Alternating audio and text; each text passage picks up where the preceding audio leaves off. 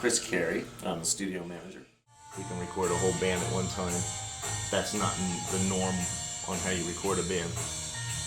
Usually you get down drums and bass first and work from there. You usually have the whole band playing, but you're only tracking the drums and the bass first, and then you kind of build it up from there. And in that situation, a lot of times the band will just be playing right in the control room, and you'll just have the drummer out here, and you might throw a bass player in one of the ISO booths, and they'll actually be going to tape or going to Pro Tools. And then once you've got that down to a click track, then you go back and you do your guitars and any bridge work that needs to be done, any other instruments that need to be done, and vocals. Vocals is usually the last thing done. So that's pretty much as far as how it's done. You can kind of peek through here and see the control room a little bit. We're the only ones in Northern California, well, within 100 miles, that can do major label artists as well as local artists. We have a $300,000 need board and just probably close to $100,000 in effects and preamps and equipment. We do some, we've done Papa Roach and Deftones and Pat Travers and a number of major label artists here already. And that's a lot of what we do. We do the local stuff. It's something that we offer. It's not something that we necessarily direct our efforts towards. And I wouldn't say that really, but this place is usually tied up most of the time by somebody who's going to be renting it for a month, at a time. And local artists obviously can't afford to do that, so that we get them in as often as we can as filler between a major band coming in here and doing something. Mm-hmm. So now is this all your guys' equipment here, like the drums? Or everything in this building belongs to us. So then the bands just come in and use. They can come in and they're allowed to bring their own all their own equipment if they want. A lot of times we'll have better equipment than most of the bands, especially if it's a local artist. Mm-hmm. So we have equipment they can use. That way we can give them a better product. You don't want to come in with a $60 amp that's just not going to give you the right tone, and what they want. Because this is basically something that they're going to be shopping to the clubs to get, be able to go in and play. You're going to be selling it as merch at their shows and whatnot. So you want to have a good product when you're done. So we have basically anything anybody needs to use as far as rock goes. We don't have any brass or things like that, but we have organs, pianos, bass equipment, electric guitar equipment, drums. So you can do all types of local artists like country, rock. Yeah, we'll do anything. We've done R&B, hip hop, rock, country. I've had school choirs come in here. Local performing choirs come in here. We even do narrations. Somebody will want to, they'll do a training video or something. They need to put a narration on top of the training video. Done that. Just about anything. A lot of people maybe just need to come in and do just a simple, maybe they've got all the tracks done, but all they want to do is like vocals or something. And then downstairs we have Studio B, which they can come in and just throw down a guitar, or they can throw down a vocal. And it's still tied into the same equipment up here, but it's much cheaper. And they're not tying up the big room. Mm-hmm. So, which they wouldn't need anyway. So we can pretty much take care of anybody's needs. This is the other studio I was talking about. So this is Studio B. And we got one ISO booth. So Good, how are you? basically, a vocalist can go in there and track some vocals. If they've already got a full project already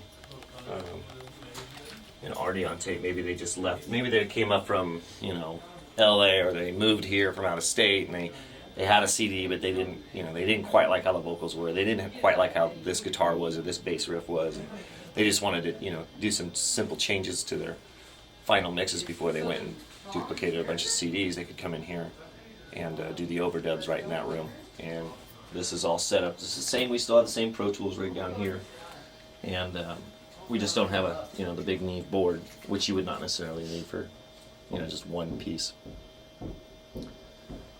But it's tied into all the equipment up there, so if we have to use any of the equipment up there, it all is tied into that room. Like I said, we've got the lounge in there whenever the bands aren't, a lot of times, we have two lounges actually. We've got a very small cubicle up in the recording room that has a phone and a small refrigerator and a chair, and that way if you have to be on standby up there, they might need you any minute, you can sit in there and have a soda or talk to your friends on the phone or whatnot. And then for people that are like going to be sitting for a few hours, they can come down here, watch a movie. We have an Xbox, they can play games.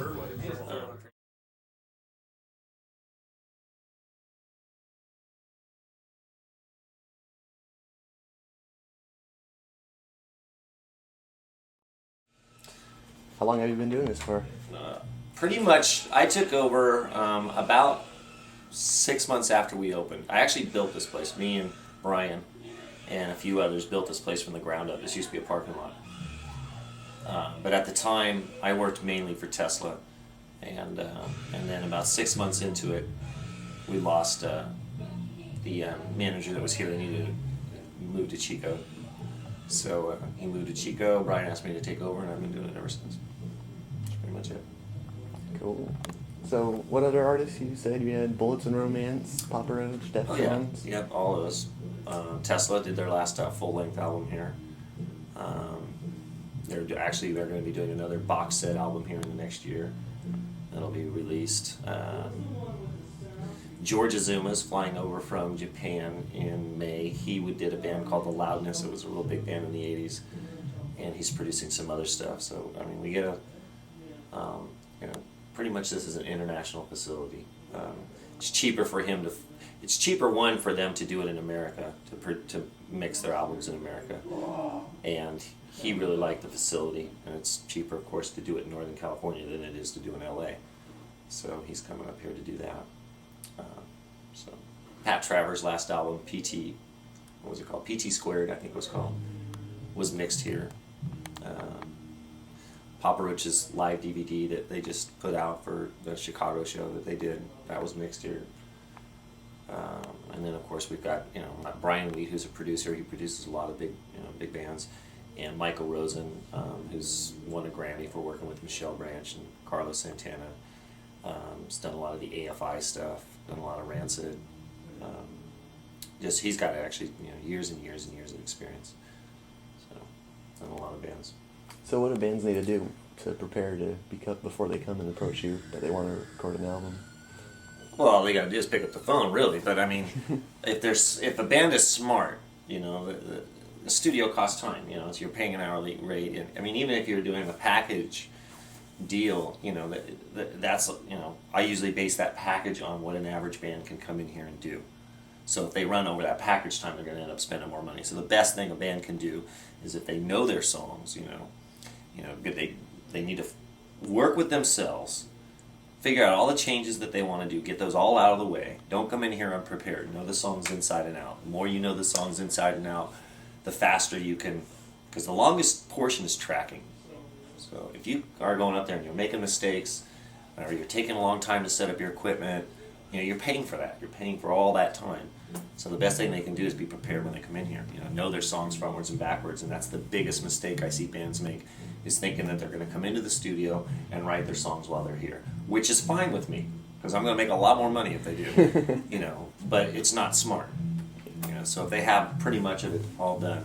The only time you want to do that is if you're working with, like Brian Weed or Michael Rosen, where it doesn't matter how well you know your songs, a producer's going to tear them apart and help you rewrite them to make them better anyway. So, you might only do one song in a day if you're lucky when you're working with a producer, because they're going to want you to change this in the chorus or change this in the bridge, or they don't like the bridge, so they want you to write another bridge, or because what they're trying to do at that point is make your songs as marketable as possible, without taking away from your individual style, but at the same time, if you want to be in this business, you want to appeal to as many people as possible, because that's the only way you're going to make money to stay in the business. You have to get people to buy your stuff. So, how long does it usually take to record one song? You could do an average band with like a house engineer, if they're not worried about having Michael Rosen come in and mix it for them. which our house engineers are more than capable of putting out a pretty good mix. One song they could probably do in a day.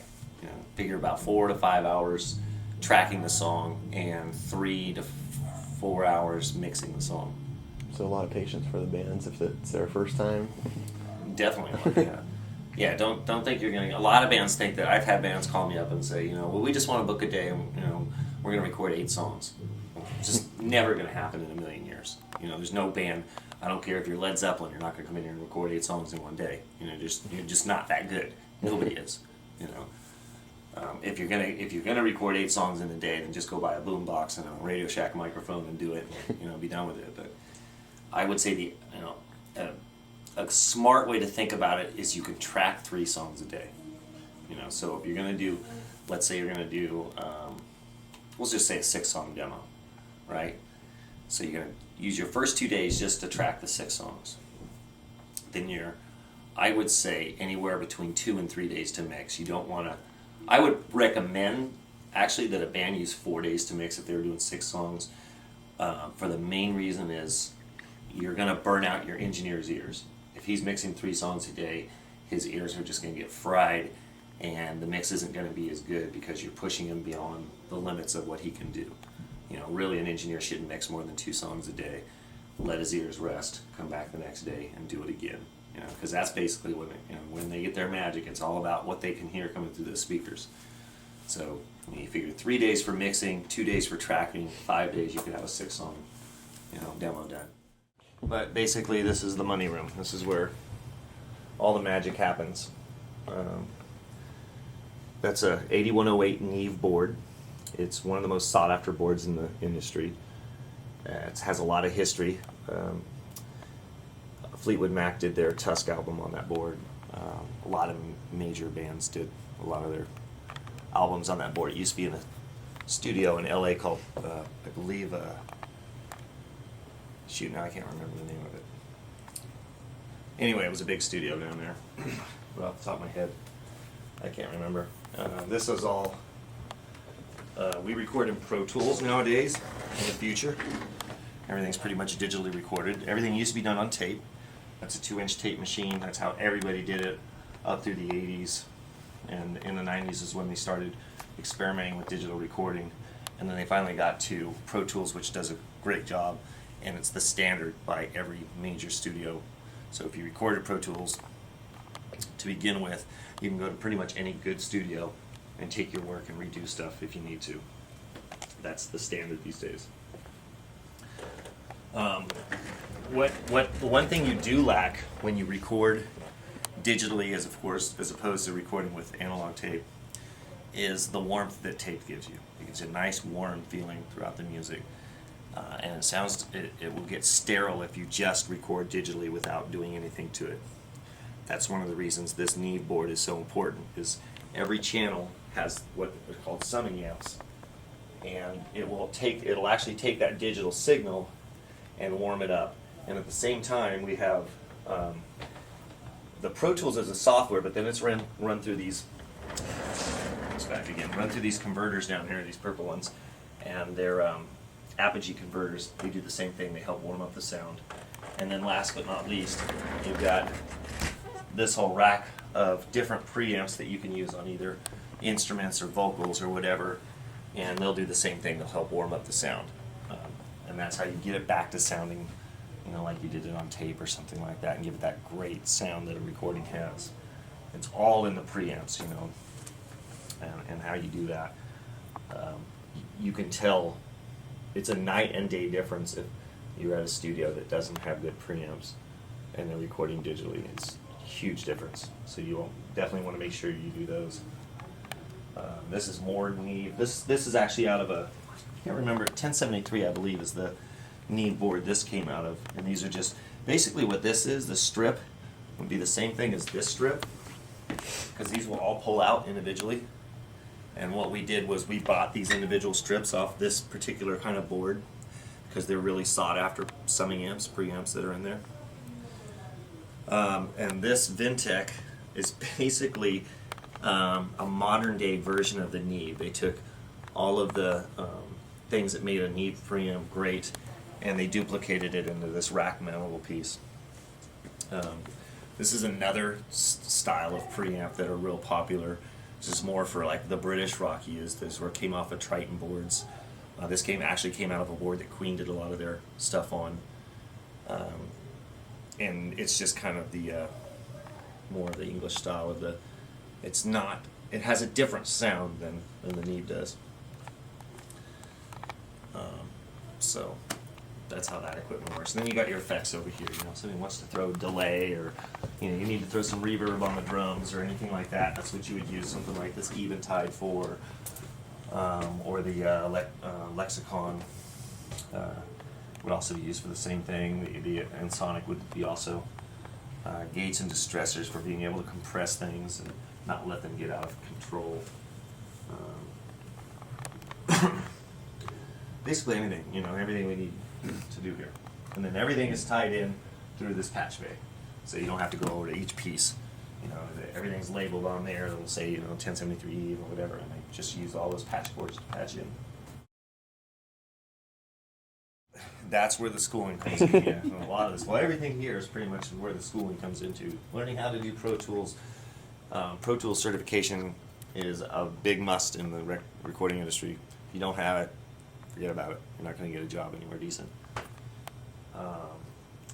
And then, what else? This happens to be a good board because it's got automation, which means that I could set, see how the knobs are all these faders are in different places? Mm-hmm. Well, on this board over here, I can lock it all in, right, and save it. And then I can record another band. And then if I want to come back, all I got to do is hit a button on here, and all these faders will go back to where they were for that band. So it'll save, I can come back and I can work with the band I was working with before. And I don't have to worry about where, a lot, if you don't have it, what you'll see is, you'll see this a lot. He's doing this because he's doing a mix right now and he's trying different things, but the way they used to do it was they just put a little mark, next to the fader so they know where to put the faders back to. Same thing with all this. You got to make sure everything's the same. So do you have a favorite band that you worked with?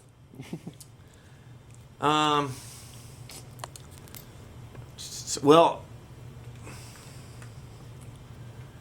Bullets and Romance is probably my favorite local band. I think they have the most talent that I've ever seen come through this facility. And of course, I've worked for Tesla for a couple of years. I'm very biased to them, so I think they're extremely great musicians that don't get half the credit they deserve. Kind of actually forgotten in their own town.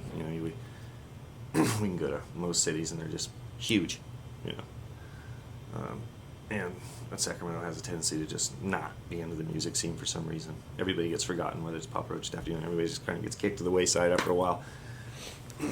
We'd rather celebrate the mayor that got busted and with the hookers and the other part of town than talk about the good things that happen in this town. But yeah, as far as that goes, I think Bullets and Romance would be my favorite local at the moment. Probably will remain that way. We're going to stick with working with them until they hopefully make it. And then of course Tesla. I love Pat Travers. Pat Travers more because he's just a wonderful guy. Just was a really neat guy to work with.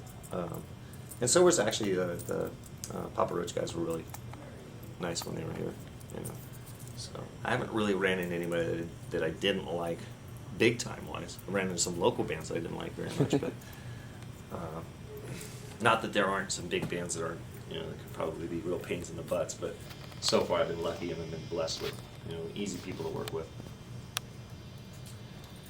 And yeah, so that goes it for local and major bands.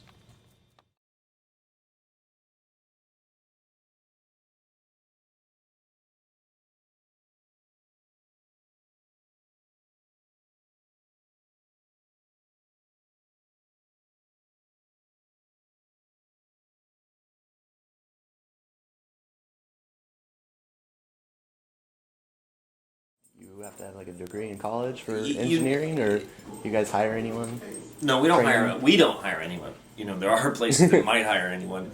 We, as far as people that come here, they have to have some sort of certification. We want to know that they're Pro Tools certified, and we're even particular about where they go to school, because just because you've got a degree or a certificate does not mean that you know the the equipment inside and out. And in order to come and work here, you really have to know the equipment inside and out. You can't be up there making mistakes because you're dealing with people that aren't used to people making mistakes, you know, and they won't, and they're just not going to put up with it. So anybody that engineers here pretty much has to know the equipment like they've owned it for years, you know. Funny. And there's a few good schools for that. There's a school out of Arizona that I really like. If I'm going to hire somebody new to, you know, they don't walk in being an engineer either. Most of them start off as an assistant engineer and work their way up to an engineer. And then eventually maybe they work themselves up to a producer like one of our engineers now is doing.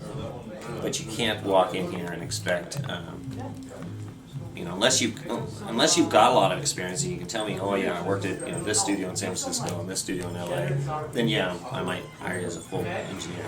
But if you're just out of school, most likely you're going to be an assistant engineer for probably at least a year before we let you start tackling your own projects. And there are schools that are good for that. You know, if you want a good job, if you're in school to want to do, you know, music engineering for a lifestyle, you know, this is going to be your job for the rest of your life or whatever, you know, maybe producing later on down the road or whatever, but if that's what you're really interested in, there are some really good schools out there, and there's some really bad schools. So I would definitely, you know, suggest that those guys really look in. There's a school out of Arizona that I can't think of off the top of my head that has one of the best engineering schools I've ever come across. Their students, I've let some of their students intern here, and one of them actually is an engineer here. I mean, he went from an intern, and I said, "You're good enough to be an engineer, so let's start getting you projects." You know, so that makes a big difference too. Now, what's your favorite part about doing this whole process of recording and booking bands and all that?